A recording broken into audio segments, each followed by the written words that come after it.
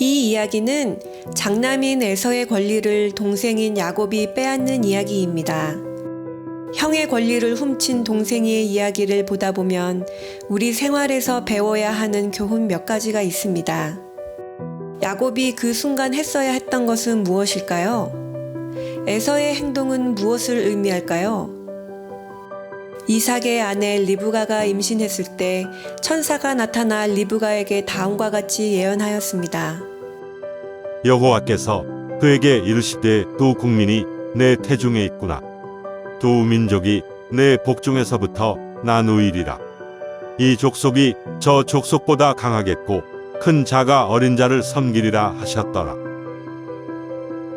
이삭은 하나님으로부터 그의 아버지인 아브라함에게 받은 큰 약속이 있었는데 그것은 바로 그의 후손 중에 메시아가 나신다는 약속이었습니다. 장자의 후손 중에 메시아가 나실 것이었기 때문에 이 특권은 가족 모두에게 매우 중대한 일이었습니다.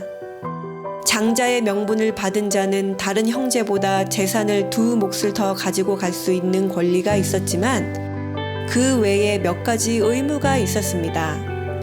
가정에서 제사장이 되어야 하고 자신의 일생을 하나님께 바쳐야 하였습니다.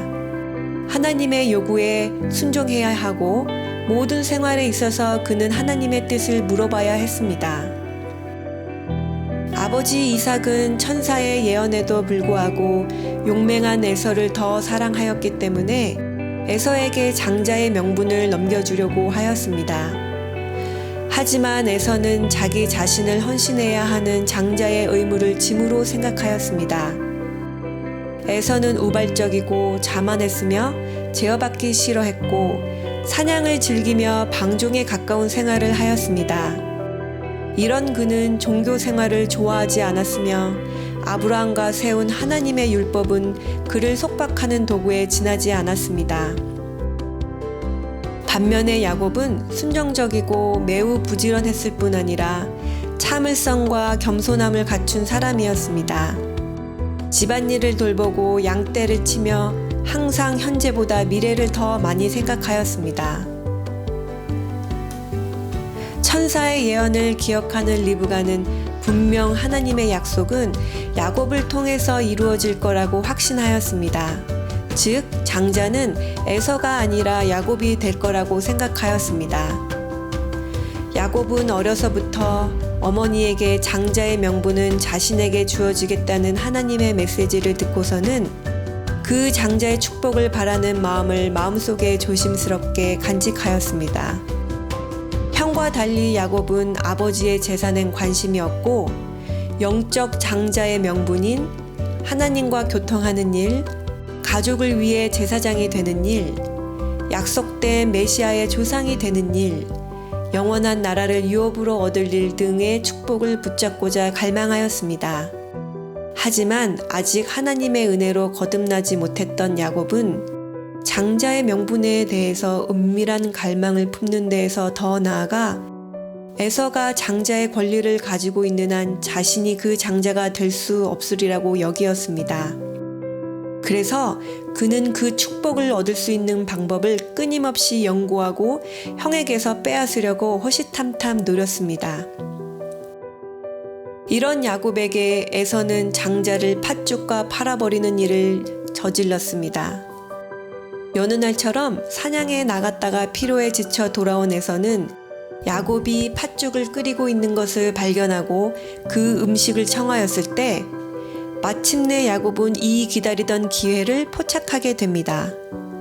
야곱은 장자의 명분을 넘겨주면 형에게 음식을 주겠다고 제의하였고 평소에 그 의무를 귀찮고 가볍게 여긴 에서는 그의 제의를 받아들였습니다.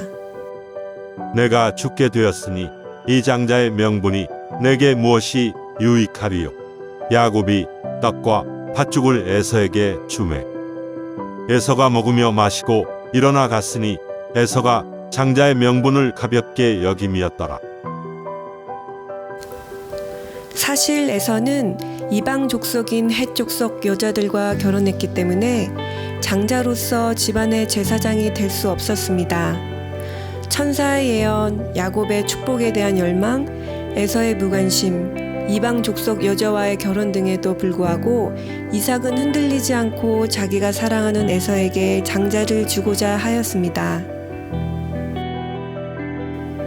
세월이 흘러 이삭이 눈이 어둡고 죽을 날이 얼마 남지 않았을 때가 되었을 때 이삭은 그의 고집대로 에서를 불러 그에게 장자의 축복을 주려 하였습니다. 들에 가서 나를 위하여 사냥하여 나의 즐기는 별미를 만들어 나로 죽기 전에 내 마음껏 내게 축복하게 하라. 리브가는 그것이 하나님께서 그녀에게 나타내셨던 뜻과 반대되는 일임을 알고 야곱을 불러 아버지를 속이고 장자를 가로채도록 종용하였습니다. 야곱은 어머니가 제의한 계획에 선뜻 동의하지 않았지만 결국은 그의 어머니의 제안을 수행하고 아버지를 속이고 형으로부터 장자를 훔치는 일을 저질렀습니다. 리브가와 야곱이 이삭을 속여 장자의 축복을 얻은 이후로 그 죄의 결과가 나타나기 시작했습니다. 도둑질을 해서 성스러운 축복을 빼앗은 그의 마음은 죄책감으로 인해 고민과 슬픔으로 가득 찼습니다. 리브가는 그날 이후로 일생 동안 단 한 번도 자기 아들의 얼굴을 볼 수 없었습니다. 야곱은 화난 형에게서 도망치기 위해 삼촌 라반의 집으로 가서 20년간 노예 생활을 하게 되었고 거기서도 자기가 형을 속인 것처럼 라반에게 계속 속으며 살았습니다.